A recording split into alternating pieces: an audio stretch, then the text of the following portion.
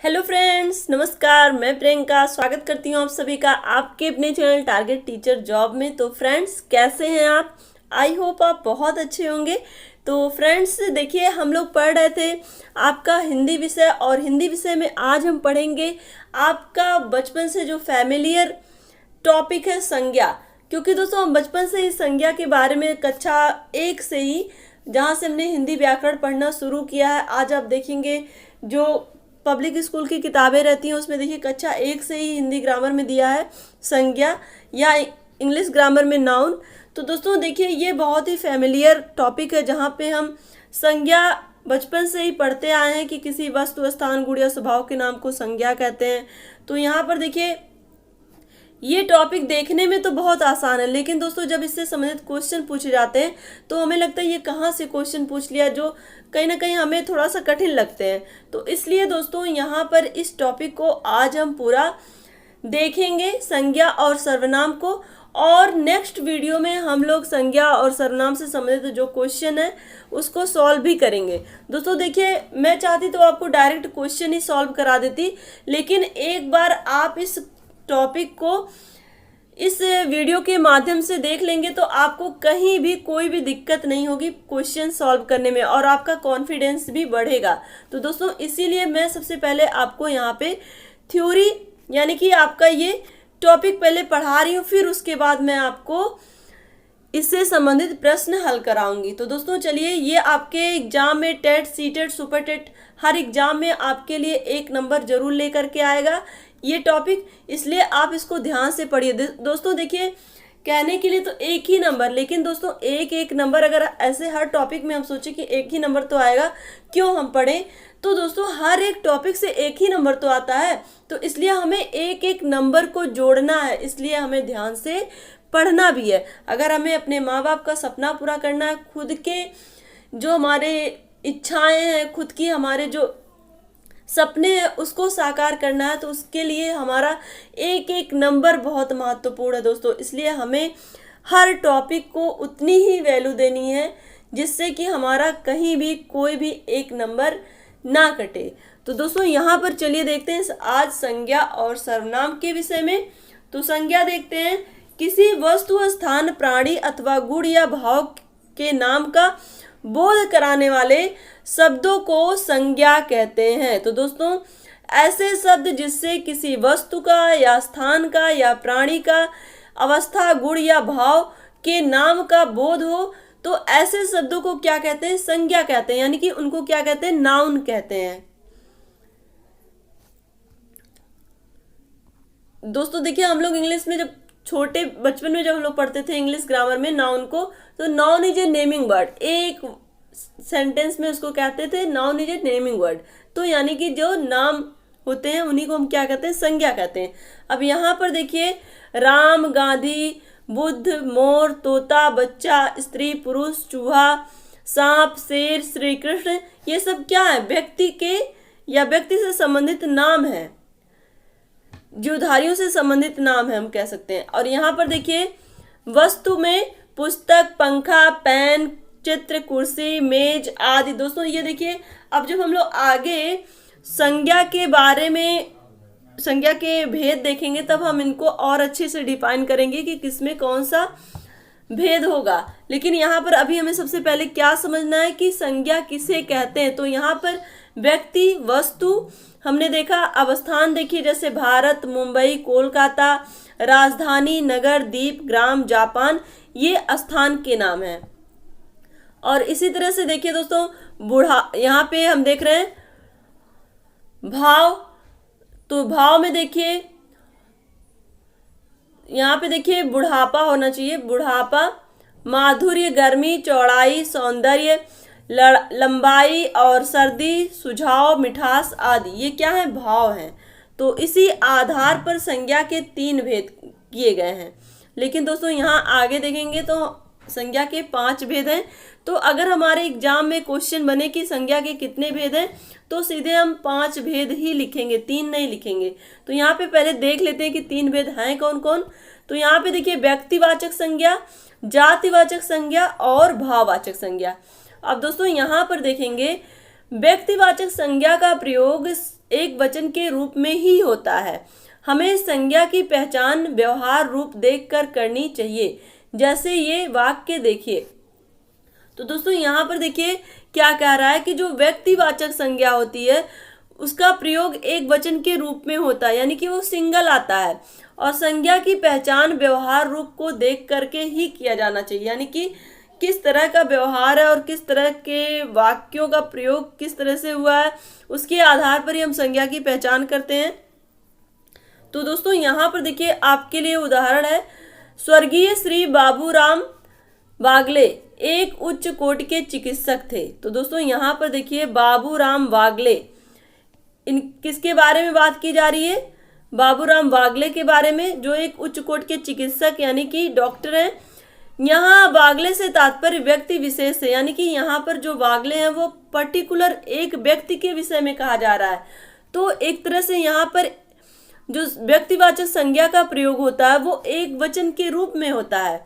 तो अतः यहाँ क्या हो जाएगा? व्यक्तिवाचक संज्ञा होगी। अब यहाँ दूसरा सेंटेंस देखिए, निशा जी की सज्जनता को आज भी याद किया जाता है। अतः यहाँ सज्जनता भाववाचक संज्ञा होगी। तो दोस्तों यहाँ पर देखिए सज्जनता के बारे में अगर इसी तरह से आपके एग्जाम में क्वेश्चन जो पूछे जाते हैं इसी तरह से ही पूछे जाते हैं।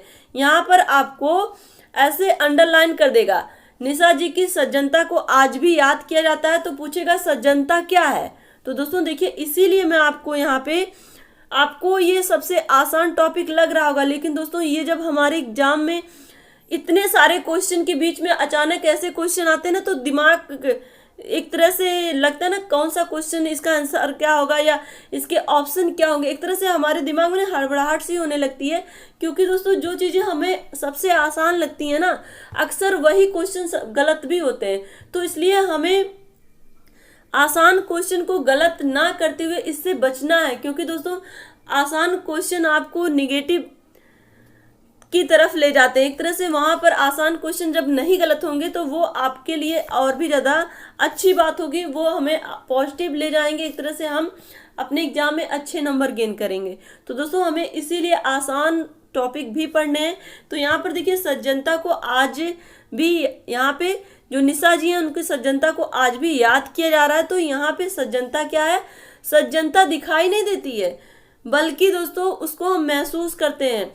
सज्जनता एक भाव है, यानी कि किसी अच्छे व्यक्ति की एक पहचान होती है, उसका एक गुण होता है सज्जनता। तो यहाँ पे ये एक भाव है। क्लियर? चलिए अब देखते हैं व्यक्तिवाचक संज्ञा। दोस्तों यहाँ पर देखिए ये सब तो एक उदाहरण के तौर पर दिया था। अब यहाँ पे हम डिटेल में देखेंगे कि व्यक्तिवाचक संज्ञा, जातिवाचक संज्ञा। तो यहाँ पे हमने सबसे पहले यहाँ पे हम देखेंगे व्यक्तिवाचक संज्ञा। तो चलिए देखते हैं परिभाषा में क्या दे रहा है। जिस स्थान, यहाँ पे देखेंगे, जिस संज्ञा शब्द से किसी विशेष व्यक्ति, वस्तु अथवा स्थान का बोध हो उसे व्यक्तिवाचक संज्ञा कहते हैं। जैसे ताजमहल, सीता, श्री कृष्ण, हिमालय, बुद्ध, रामायण आदि। तो दोस्तों यहाँ पर देखिए व्यक्तिवाचक संज्ञा में क्या कहा जा रहा है कि जिस संज्ञा शब्द से किसी विशेष व्यक्ति अथवा वस्तु अथवा स्थान का बोध हो, यानी कि किसी विशेष व्यक्ति का नाम हो या स्थान का नाम हो या वस्तु का नाम हो, विशेष यहाँ पे लग गया, तो वो क्या कहलाती है? व्यक्तिवाचक संज्ञा कहलाती है। यानी कि पर्टिकुलर किसी एक वस्तु या व्यक्ति के बारे में या स्थान के बारे में जब बात की जाएगी, उसके नाम के बारे में बात की जाएगी, तो वहां पर व्यक्तिवाचक संज्ञा होता है। चलिए नेक्स्ट देखते हैं। यहाँ पे आपको उदाहरण भी दिए गए हैं कि ताजमहल, सीता। ताजमहल क्या है? एक इमारत है, लेकिन पर्टिकुलर इमारत है। ताजमहल और भी तो नहीं ना है पूरी दुनिया में, ताजमहल केवल एक ही है। और इसी तरह से सीता, सीता एक नाम है। और श्री कृष्ण, भगवान श्री कृष्ण, हिमालय पर्वत भी एक ही है। तो पर्टिकुलर की बात हो रही है, जहाँ वो पर्टिकुलर चीज, चाहे वो वस्तु हो, चाहे व्यक्ति हो, चाहे स्थान हो, उसको हम व्यक्तिवाचक संज्ञा के अंतर्गत रखेंगे। क्लियर? चलिए देखते हैं जातिवाचक संज्ञा क्या होती है। दोस्तों देखिए जहां भी समझ में नहीं आएगा कमेंट करके हमें जरूर बताइएगा, क्योंकि आपके लिए मेहनत करना मेरा खुद का सपना है कि मैं आपके लिए कुछ कर पाऊं। तो दोस्तों इसके लिए मैं मेहनत तभी कर पाऊंगी जब आप लोग का मेरे साथ साथ रहेगा, आपका सपोर्ट रहेगा, और साथ ही साथ आपके कमेंट रहेंगे कि जो मैं आपके लिए कर रही हूँ वो कहाँ तक आपके लिए सार्थक हो रहा है, कहाँ तक आप उसको समझ पा रहे हैं। और दोस्तों चलिए देखते हैं यहाँ पे अब हम जातिवाचक संज्ञा। दोस्तों वीडियो को लाइक करिएगा और चैनल पे नए होंगे तो सब्सक्राइब जरूर कर लीजिएगा, और वीडियो को अपने दोस्तों के साथ अपने फ्रेंड सर्कल में जरूर शेयर कर दीजिएगा, क्योंकि दोस्तों मेरी मेहनत तभी सार्थक होगी। और बेल आइकन बटन को जरूर प्रेस कर लीजिएगा जब आप सब्सक्राइब करेंगे चैनल को, क्योंकि दोस्तों नोटिफिकेशन अक्सर हमारे जो नए भाई बहन जुड़ते हैं वो बोलते हैं कि मैम नोटिफिकेशन नहीं आती है, पता नहीं चलता वीडियो कब आती है, तो इसलिए बेल आइकन जरूर प्रेस किया करिए। तो चलिए देखते हैं यहाँ पे जातिवाचक संज्ञा। दोस्तों देखिए जातिवाचक संज्ञा की परिभाषा क्या है। जिस संज्ञा शब्द से उसकी संपूर्ण जाति का बोध हो उसे जातिवाचक संज्ञा कहते हैं। नगर, मनुष्य, घोड़ा, भैंस, पर्वत, गाय, लड़की, लड़का, नदी, गांव। तो दोस्तों यहाँ पर हम देखेंगे जातिवाचक संज्ञा, यानी कि पर्टिकुलर किसी एक जाति का बोध हो। एक पर्टिकुलर जाति का मतलब यहाँ पे जैसे मनुष्य है तो मनुष्य एक ऐसी जाति जिसमें सारे मानव आ गए, सारे व्यक्ति आ गए। घोड़ा, भैंस, पर्वत, तो ये एक पर्टिकुलर थिंग्स को इंडिकेट करते हुए उसकी अपनी एक जाति को शो कर रहा है। तो यहाँ पे क्या हो गया, ये जातिवाचक संज्ञा हो गई। चलिए आगे देखते हैं।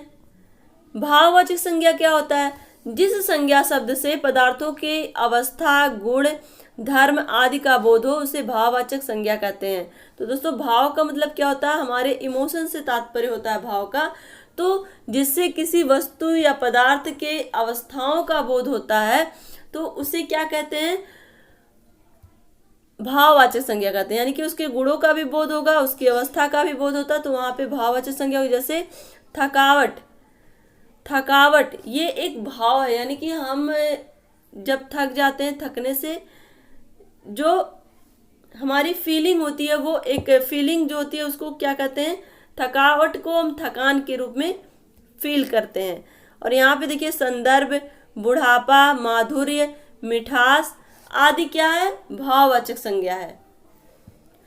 अब विशेष इसमें क्या है, कुछ विद्वान अंग्रेजी व्याकरण के प्रभाव के कारण संज्ञा शब्द के दो भेद और बताते हैं, समुदायवाचक और द्रव्यवाचक। तो दोस्तों देखिए यहाँ पे अब हम देखेंगे, यहाँ पे देखिए समूहवाचक, समुदायवाचक को ही समूहवाचक कहते हैं, तो इसमें कंफ्यूज ना होइएगा। तो यहाँ पे देखिए परिभाषा क्या दी गई है, जिस संज्ञा शब्दों से व्यक्तियों, वस्तुओं आदि के समूह का बोध हो। देखिए यहाँ पे समूह है ना, तो समूहवाचक संज्ञा, यहाँ पे समुदायवाचक संज्ञा लिखी है, तो इसलिए आप समझ जाइएगा कि ये समूहवाचक संज्ञा भी होगा।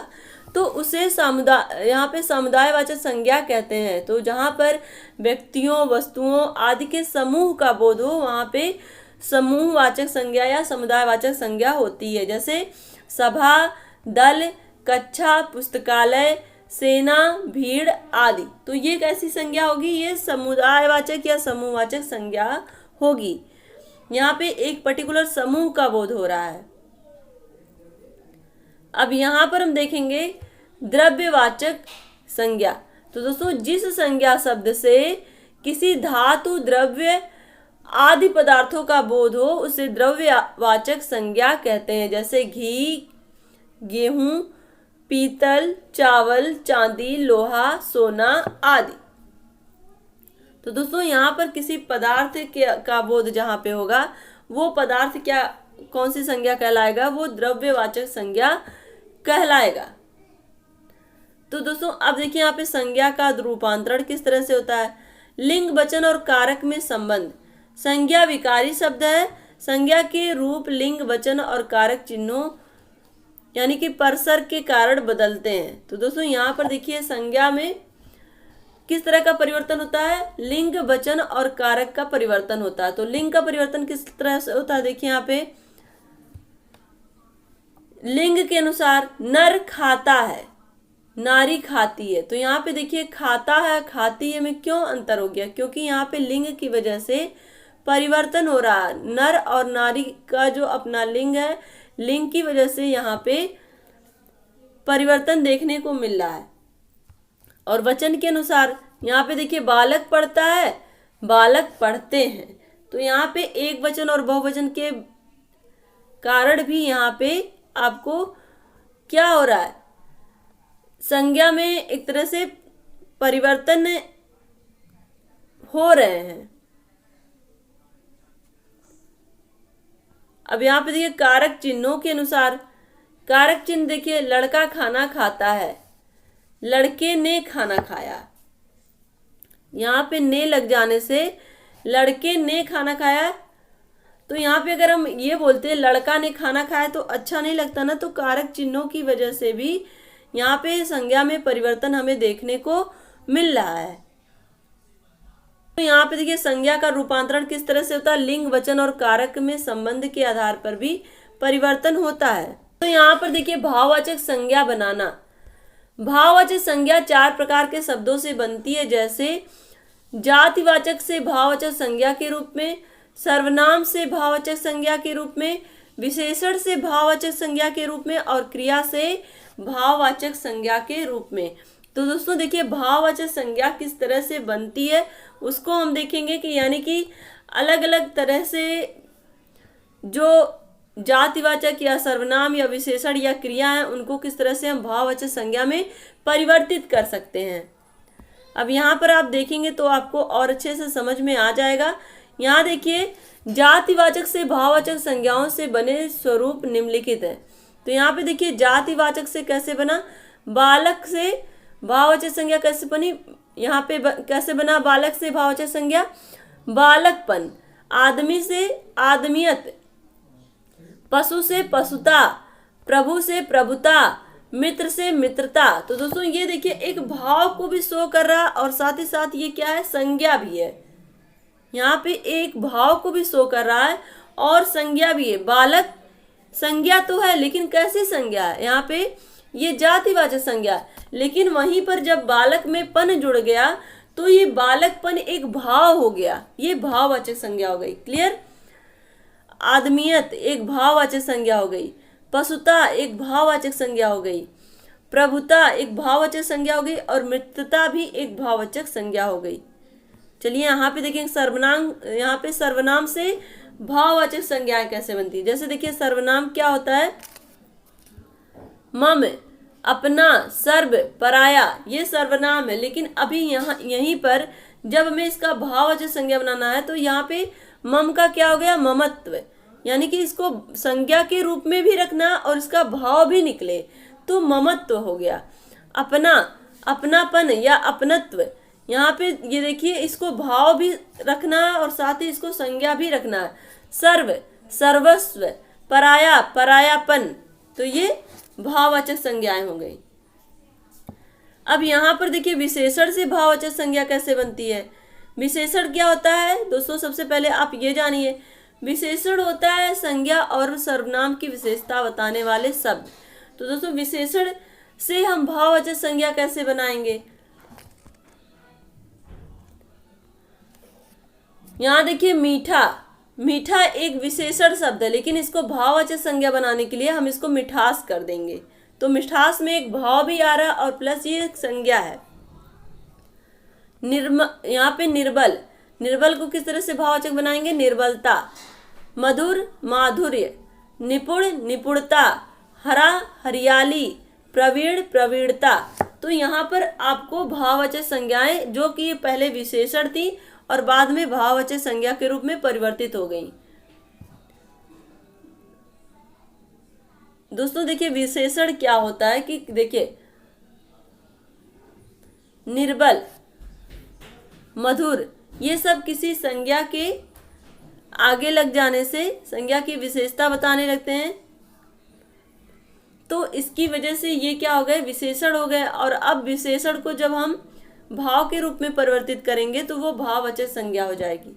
चलिए आगे देखते हैं क्रिया से भाववाचक संज्ञाएं कैसे बनती हैं। अब यहाँ पे देखिए उड़ना, देखिए क्रिया में अक्सर आप देखेंगे जितनी भी क्रियाएं होती है उसमें लगभग ना लगा होता है, पढ़ना, लिखना, खेलना, कूदना, उठना, बैठना, तो ये सब क्या है, क्रियाएं हैं। लेकिन दोस्तों और इसी को जब हम एक भाव के रूप में प्रदर्शित करते हैं तो वो भाववाचक संज्ञा हो जाती है। तो दोस्तों यहाँ पर देखिए उड़ना, उड़ना को जब हम भाव के रूप में प्रदर्शित करेंगे तो उसको कहेंगे उड़ान। खेलना, खेल। पढ़ना, पढ़ाई। लेना देना, लेन देन। लिखना, लेख। तो ये भाववाचक संज्ञाएं हो गई। क्लियर। चलिए आगे देखते हैं। अब हम सर्वनाम देखेंगे। दोस्तों देखिए, देखने में लग रहा था कि कितना आसान सा टॉपिक है, लेकिन ऐसा नहीं कि इसमें समझना नहीं है। अगर आप समझेंगे नहीं तो फिर आपको क्वेश्चन जो इससे संबंधित है उनको सॉल्व करने में दिक्कत होगी, इसलिए आप इसको ध्यान से समझिए। और नेक्स्ट वीडियो में हम इससे संबंधित क्वेश्चन करेंगे, इसीलिए मैं इतनी मेहनत से आपको पढ़ा रही हूँ, जिससे आप जब कल क्वेश्चन आपको मिले तो आपको जरा भी हेजिटेशन ना हो, उसको तुरंत आप सॉल्व कर लें एक नज़र में। तो दोस्तों सबसे पहले अब यहाँ पे देखिए आपका संज्ञा हमने समझ लिया और उससे संबंधित जो भी भाववाचक संज्ञाएं बनती हैं उसको भी समझा। अब दोस्तों यहाँ पर हम देखेंगे सर्वनाम। तो दोस्तों यहाँ पर सर्वनाम की परिभाषा सबसे पहले जानते हैं। संज्ञा के स्थान पर प्रयुक्त होने वाले शब्द को सर्वनाम कहते हैं। तो प्रोनाउन, प्रोनाउन को हम कहाँ पे यूज करते हैं, संज्ञा के यानी कि नाउन के स्थान पर संज्ञा की पुनरुक्ति को दूर करने के लिए ही सर्वनाम का प्रयोग किया जाता है। दोस्तों देखिए, संज्ञा की पुनरुक्ति यानी कि संज्ञा का प्रयोग बार बार ना हो, उसके स्थान पर हम सर्वनाम का प्रयोग करते हैं। जैसे अगर हम बात करें दोस्तों, अगर हम किसी बच्चे के बारे में बात करें, उसका नाम महेश है, तो अगर हम ये कहें कि महेश कक्षा 7 में पढ़ता है, महेश बहुत अच्छा लड़का है, महेश प्रतिदिन स्कूल जाता है, महेश अपना कार्य समय से पूर्ण करता है, तो बार बार महेश कहने में अच्छा नहीं लगता है। तो इसीलिए पहले सेंटेंस में अगर हमने ये बता दिया कि महेश बहुत अच्छा लड़का है, तो बार बार अब उसका नाम लेने की जरूरत नहीं है। अब हम ये कहेंगे उसके नाम की जगह पे कि एक बार हमने कह दिया महेश बहुत अच्छा लड़का है, फिर हम कहेंगे दूसरे सेंटेंस में कि वो प्रतिदिन स्कूल जाता है, वो अपना काम समय से पूर्ण करता है। यानी कि अब हम उसके नाम के जगह पे जब दूसरा सेंटेंस प्रयोग करेंगे तो उसके नाम की जगह पे हम प्रोनाउन का प्रयोग कर रहे हैं। वह क्या है, एक प्रोनाउन है। क्लियर। तो यहाँ पे चलिए देखते हैं, संज्ञा के स्थान पर प्रयोग किए जाने वाले शब्दों को सर्वनाम कहते हैं। जैसे मैं, हम, तुम, वह, यह, आप, कौन, जो आदि। तो यहाँ पे देखिए सर्वनाम के भेद क्या है। यहाँ पे देखिए पुरुषवाचक सर्वनाम, निश्चयवाचक सर्वनाम, अनिश्चयवाचक सर्वनाम, प्रश्नवाचक सर्वनाम, संबंधवाचक सर्वनाम और निजवाचक सर्वनाम। तो फ्रेंड्स यहाँ पर देखिए प्रश्नवाचक सर्वनाम सबसे पहले देखें तो प्रश्नवाचक सर्वनाम में 3 तरह के हैं, उत्तम, मध्यम और अन्य। उत्तम में आता है मैं और हम, और मध्यम में आता है तुम, और अन्य में आता है आप, वह और वे। तो ये आपके पुरुषवाचक सर्वनाम के अंतर्गत आते हैं। अब दोस्तों यहाँ पर देखिए निश्चयवाचक सर्वनाम के अंतर्गत कौन आता है, यह और वह। ये एकदम निश्चित होता है, यही है वह या वह है। तो यहाँ पे निश्चय कर लिया ना कि यहाँ पे ये यह या वह, तो ये निश्चयवाचक सर्वनाम। अनिश्चयवाचक शब्द जो होते हैं वो होते हैं कोई, कुछ। तो यहाँ पे निश्चित नहीं है, कोई या कुछ, तो यहाँ पे ये अनिश्चयवाचक सर्वनाम होगा। प्रश्नवाचक आपको पता है कौन क्या। संबंधवाचक जो, सो। तो यहाँ पे जो और सो शब्द जो है ये संबंध बताता है, यानी कि पर्टिकुलर किसी एक के बारे में बात हो रही है। महेश एक अच्छा लड़का है जो अपना कार्य प्रतिदिन करता है। तो यहाँ पर जो किसके बारे में, यानी कि पहले जो सेंटेंस है जो उसी के बारे में, यानी कि जो जिसके बारे में बात हो रही है। तो यहाँ पे जो क्या है, एक संबंध इंडिकेट कर रहा है, यानी कि पहले सेंटेंस से दूसरे सेंटेंस को जोड़ने का कार्य कर रहा, तो यहाँ पे हो जाएगा संबंधवाचक। अब यहाँ पे देखिए निजवाचक, निज का मतलब होता है स्वयं से, तो आप स्वयं खुद, ये निजवाचक सर्वनाम होते हैं। दोस्तों देखिए इससे संबंधित क्वेश्चन जो आते हैं ना, जब आप पढ़े नहीं रहेंगे तो आपको समझ नहीं आएगा, क्योंकि आपको ये लगता है ना कि ये चीजें हम बचपन से तो पढ़े हैं, लेकिन जब सामने क्वेश्चन आते हैं तो आप कंफ्यूज हो जाओगे। तो इसलिए पढ़िए, बहुत मेहनत से पढ़िए। हमें अपने माँ बाप का सपना पूरा करना, अपने सपने को पूरा करना, तो उसके लिए दिनों रात मेहनत करनी पड़ेगी। और कभी ये नहीं सोचना कि आज मैं थक गई हूँ या आज मैं थक गया हूँ तो मुझे आज का काम कल पे छोड़ देना चाहिए। दोस्तों देखिए कल कभी नहीं आता, इसलिए हम आज में जिए और आज को लेकर के ही मेहनत करें, क्योंकि दोस्तों कल तभी आता है जब हम उसको अपना बेहतर भविष्य आज के लिए ही तैयार करते हैं। तो दोस्तों इसीलिए आप मेहनत करिए, और हमें पीछे मुड़ के देखने की जरूरत नहीं है कि हमने पीछे क्या किया, हमने आज क्या किया। आप जितना दिन भर पढ़ते हैं, शाम को सोने से पहले उसको जरूर रिवाइज करिए, और ये सोचिए कि आज मैंने कितना गेन किया, क्या क्या चीजें मैंने सीखी। क्लियर? चलिए आगे देखते हैं। अब यहाँ पर हम देखेंगे पुरुषवाचक सर्वनाम की परिभाषा। एक बार जितनी भी चीजें हमने देखी हैं उनके बारे में उनकी परिभाषा देख लेंगे। तो दोस्तों पुरुषवाचक सर्वनाम होता क्या है? जिस सर्वनाम का प्रयोग लेखक स्वयं अपने लिए अथवा श्रोता पाठक के लिए अथवा किसी अन्य के लिए करता है वह पुरुषवाचक सर्वनाम होता है। तो यहाँ पर देखिए जहाँ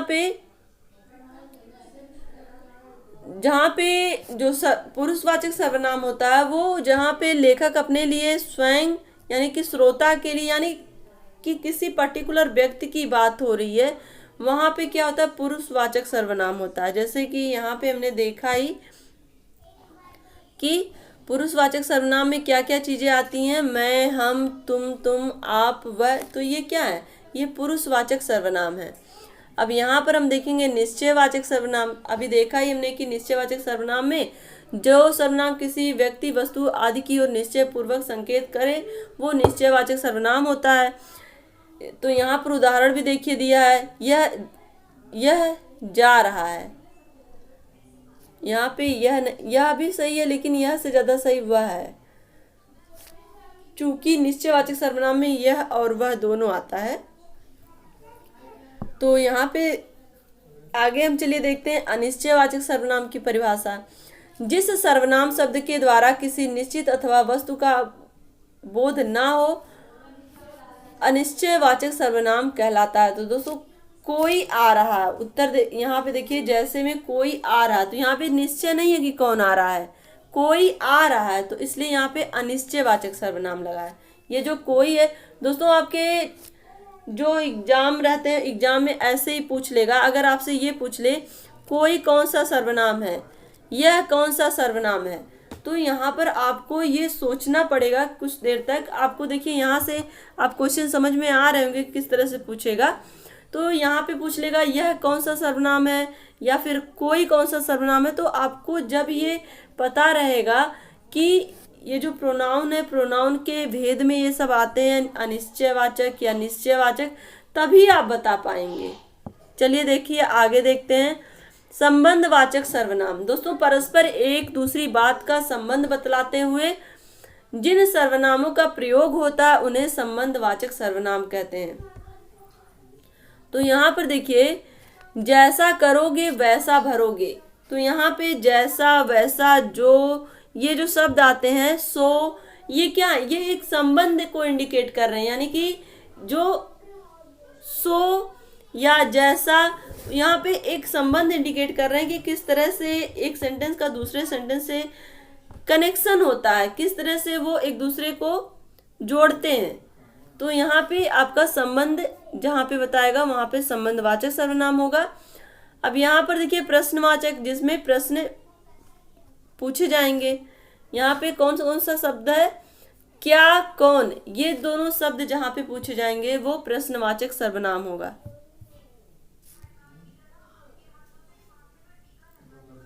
अब यहाँ पे देखिए निजवाचक सर्वनाम। निजवाचक सर्वनाम में आप, यहाँ पे देखेंगे आप, अपना, अथवा अपने आप शब्द का प्रयोग हो वहां निजवाचक सर्वनाम कहलाता है। अब यहाँ पर देखिए, पहले में तू अपना मन लगा, तो अपना क्या है? निजवाचक सर्वनाम है। मैं अपना काम कर रहा हूं, तो अपना यहाँ पे निजवाचक सर्वनाम है।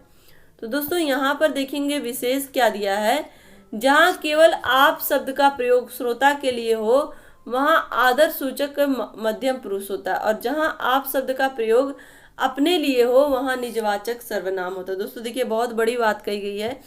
कभी कभी देखिए, आप शब्द का प्रयोग, जैसे मैं आपको डेली पढ़ाती हूँ, कभी मैं तुम करके नहीं पढ़ाती हूँ। क्यों? क्योंकि यहाँ पर जो आप लगता है ना, वो आप एक आदर सूचक शब्द लगता है। क्यों? तुम का मतलब जैसे लगता है ना, छोटे बच्चे से मैं बात कर रही हूँ। यहाँ पे कोई बच्चा नहीं है दोस्तों, यहाँ पे आप भावी शिक्षक हो। आप कल एक विद्यालय में जाओगे, तो जब मैं आपसे इस तरह से बात करूंगी, आप भी अपने बच्चों से ऐसे ही बात करोगे, अपने विद्यार्थियों से ऐसे ही बात करोगे। आप में वो गरिमा दिखती है कि जिससे हम किसी को रिस्पेक्ट दें। रिस्पेक्ट केवल छोटों बड़ों को ही नहीं दिया जाता, रिस्पेक्ट हमेशा छोटे से लेकर के बड़ों को दिया जाता है। क्योंकि दोस्तों, अगर हम एक बच्चे से तुम करके बात करते हैं, तो वो भी हमें तुम करके ही बात करेगा, क्योंकि हम उनको वही सिखा रहे हैं ना। हम उससे कहेंगे तुम, तो वो भी कहेंगे तुम। जबकि दोस्तों देखिए, हमारी जो अपनी हिंदी भाषा है ना, वो बहुत ही गौरवमयी भाषा है। उसमें हमें अपने से बड़ों से कैसे बात करनी है वो सिखाया जाता है, अपने से छोटों से कैसे बात करनी है वो सिखाया जाता है। लेकिन अगर हम वही इंग्लिश में देखेंगे, तो इंग्लिश में छोटे को भी यू कहेंगे, बड़े को भी यू ही कहेंगे। तो यू का मतलब तुम, तो छोटे को भी तुम और बड़े को भी तुम। लेकिन दोस्तों, हमारी हिंदी भाषा में ऐसा नहीं है। हमारी हिंदी भाषा में तुम शब्द तो है, लेकिन तुम कोई बोलता नहीं है। तुम हमेशा, हमें आप कहने में बहुत अच्छा लगता है। आपका मतलब आप, जहाँ पे हम आपको रिस्पेक्ट देते हैं। तो यहाँ पर देखिए कितनी अच्छी बात कही गई है कि जहाँ आप शब्द का प्रयोग श्रोता के लिए हो वहाँ आदर सूचक यानी कि मध्यम पुरुष होता है, इसलिए। और जहाँ आप शब्द का प्रयोग आप अपने लिए हो वहाँ पर निजवाचक होता है। तो दोस्तों यहाँ पर हमने देखा, यहाँ पे आपने देखा होगा, ये देखिए, यहाँ पे हमने देखा ना, आप, वह, या मध्यम पुरुष में भी हम आप का प्रयोग करते हैं, तो ये पुरुषवाचक सर्वनाम में हो जाएगा। तो इसको यहाँ पे हमें ये ध्यान रखना है कि जो आप शब्द का हम प्रयोग कर रहे हैं वो अपने लिए कर रहे हैं या किसी दूसरे के लिए कर रहे हैं। अगर दूसरे के लिए कर रहे हैं तो वो वहां पर निजवाचक सर्वनाम नहीं होगा, ये आपको ध्यान रखना है। इसीलिए दोस्तों यहाँ पर हम लोग पढ़ रहे हैं, नहीं तो हम लोग सीधे यहाँ पे क्वेश्चन आंसर हल करते, क्योंकि ये जो छोटी छोटी बातें होती है ना, ये हम नहीं ध्यान रख पाते हैं, और इसकी वजह से जो हमारे सामने क्वेश्चन आता है वो गलत हो जाता है। तो दोस्तों चलिए, यहाँ पर अब समझ में आ गया होगा। अब यहाँ पर देखिए, सर्वनाम शब्दों के विशेष प्रयोग क्या क्या हैं। आप, वे, ये, हम, तुम शब्द बहुवचन के रूप में है, किंतु आदर प्रकट करने के लिए इनका प्रयोग एक व्यक्ति के लिए भी होता है। आप शब्द स्वयं के अर्थ में भी प्रयुक्त हो जाता है, जैसे मैं यह कार्य आप ही कर लूंगा। तो यहाँ पर स्वयं के लिए भी कभी कभी आपका मतलब स्वयं, यानी कि मैं ये कार्य खुद कर लूंगा। अब यहाँ पर देखिए, सर्वनाम में संज्ञा की ही भांति लिंग वचन कारक होते हैं, पर इनमें संबोधन कारक नहीं होता है। कारक को विभक्तियों के साथ सर्वनाम के रूप में बदल जाते हैं। तो दोस्तों यहाँ पर देखिए, कारकों की विभक्तियों के साथ सर्वनाम के रूप में ये बदल जाते हैं। तो दोस्तों यहाँ पर देखिए, जो सर्वनाम है वो संज्ञा की भांति ही लिंग वचन कारक, इन सब में वही चीजें यूज होती है, लेकिन इसमें केवल संबोधन कारक नहीं प्रयोग होता है।